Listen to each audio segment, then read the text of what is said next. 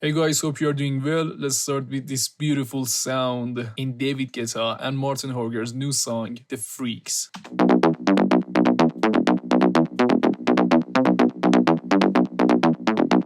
This is a very simple but very beautiful sound, guys, and I want to show you how to do it with the simplest tools and the simplest stuff that you already have in your DAW. First, I start with the Serum, and as you might have guessed, this is a saw wave right here with unisons and another saw wave without unisons. The first one is doing the stereo image job. I turn off the main saw wave.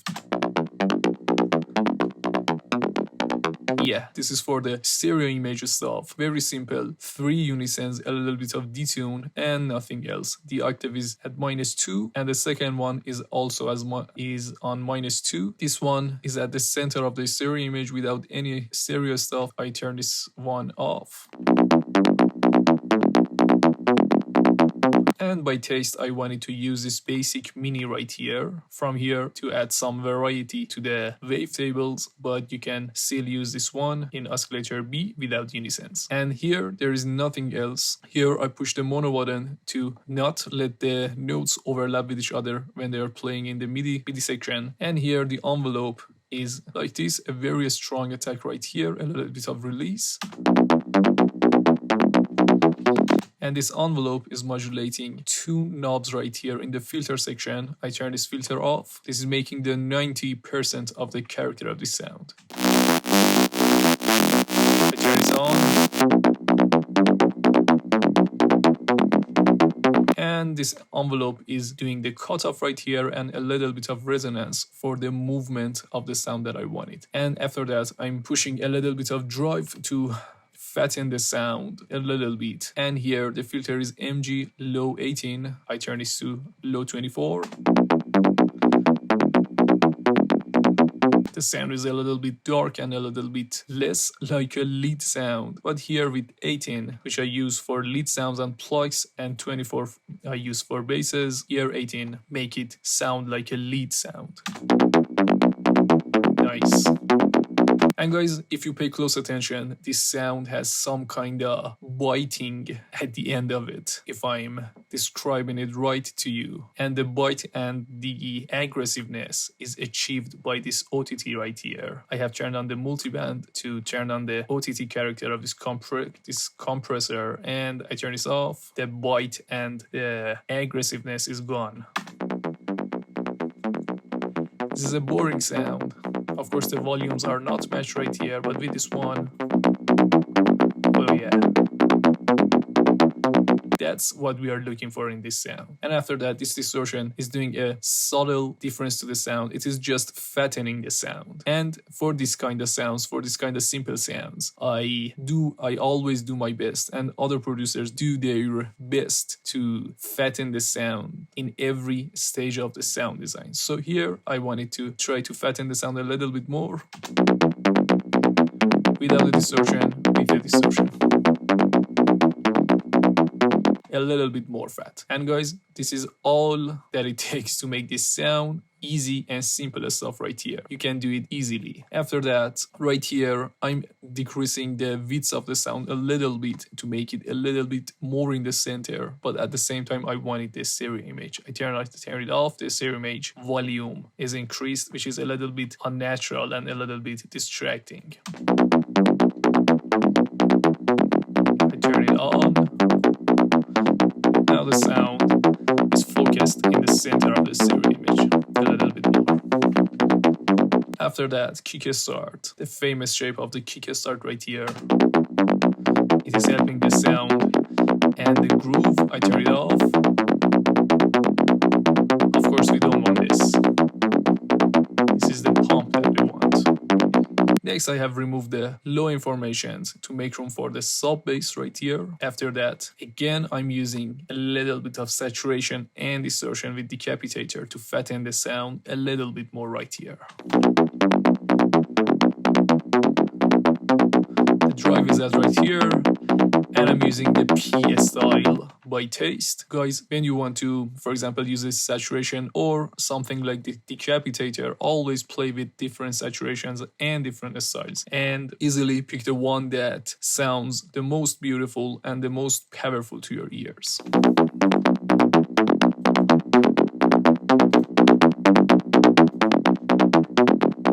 In my ears, all of these styles are very beautiful, although they have subtle differences, but they are different styles. And this one is the closest one to the David Guetta and Marten Horger's synth sound, in my opinion. After that, again, because these saturations add a little bit of low end to your sound, I remove the low end again, and after that, as always, I use Spectre around this area. I boosted the sound to bring the lead sound forward, and here, around 8K to 10K, I have increased the high end with a high shelf band to add some high end and shimmer to the sound. I turn this off, I turn it on. Wow, such a beautiful change to the sound. And easily we have the Marten Horger's and David Guetta's sound right here, guys. And in the MIDI section, let me play you the MIDIs right here.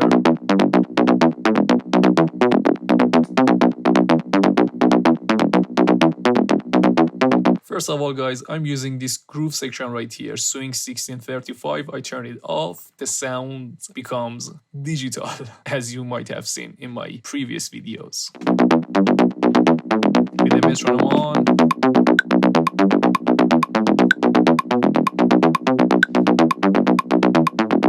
It doesn't sound as good as the Groove 1635. Now with this one, let me push this button for you guys. When you push this button, you can see what is happening to the MIDI notes. For example, this one was here, but with this groove that we added, it has come here, or this one. And this is the groove. It is like you are moving them or you are playing them by hand manually to make them more natural. Something like Remakes always does.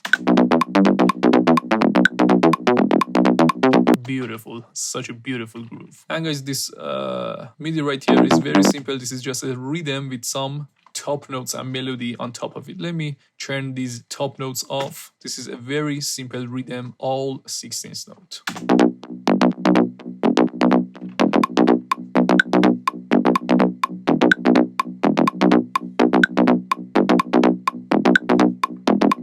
Now with the top notes. Wow, simple but powerful stuff. Next, guys, we have the kick right here, a heavy kick, Marten Horger style, and a smart kick. It is a very good one. Oh, wow. Now this drop lacks a powerful sub and bass.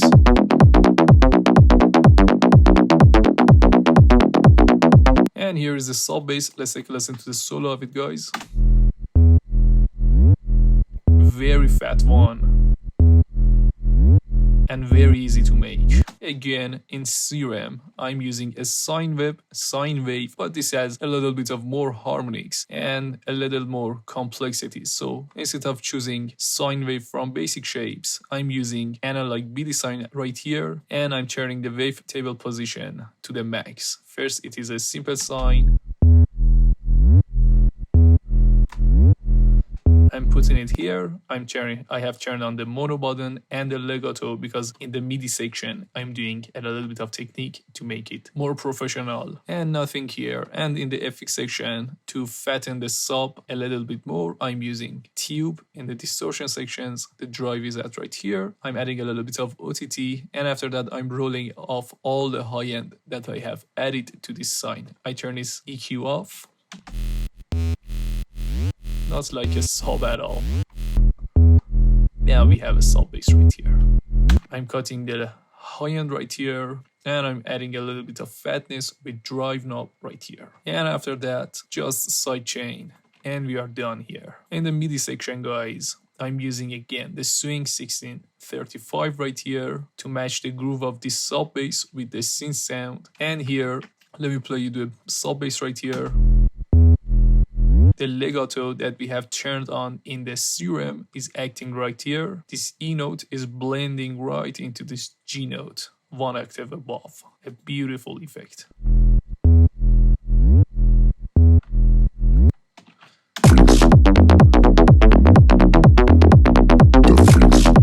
Wow.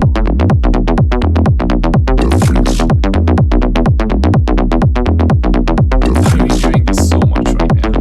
Beautiful. And after that, these two vocals that I have sampled from the original song. The freaks. Simply the freaks. The freaks.